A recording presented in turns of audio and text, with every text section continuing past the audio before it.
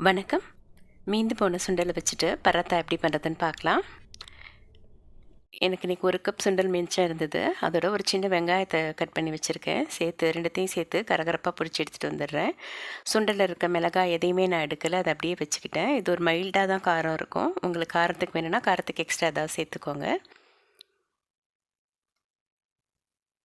சப்பாத்தி மாவு பிசைஞ்சு வச்சுருக்கேன். அதோட அதில் உள்ளது ஸ்டஃபிங்காக வச்சுட்டு பராத்தாஸை தேய்ச்சிடலாம்.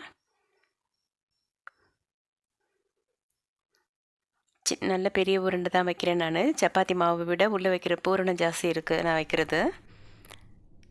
ஏன்னா இது ஏற்கனவே மீந்து போனது.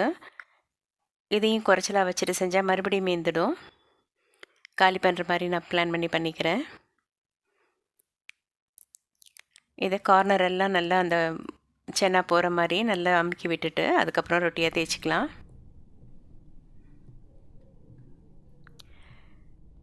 உள்ள உங்களுக்கு விருப்பமான ஸ்பைசஸ் போட்டுக்கோங்க. நான் இன்றைக்கி அப்படியே அந்த சுண்டல் ஃப்ளேவரோடு அப்படியே இருக்கட்டும்னு அப்படியே தான் போட்டிருக்கேன். வெறும் ஆனியன் மட்டும் போட்டிருக்கேன்.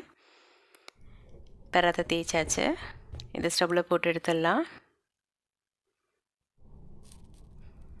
நல்லா எண்ணெய் விட்டு 2 பக்கம் நல்லா சுட்டு எடுத்துட்டா நம்ம சுண்டல் பராத்தா ரெடி ஆகிடும்.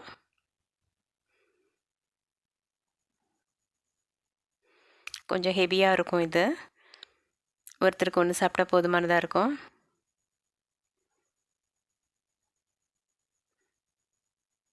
இதை நல்லா ரோஸ்ட் ஆகிற வரைக்கும் தோசைக்கல் வச்சுருந்துட்டு எடுத்துடலாம்.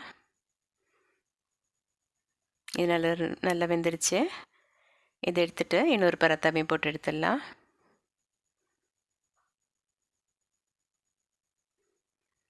ரொம்ப சிம்பிளாக மீதமான சுண்டல்லேருந்து சுண்டல் பராத்தா ரெடி ஆயிடுச்சு. ட்ரை பண்ணி பாருங்கள். நன்றி.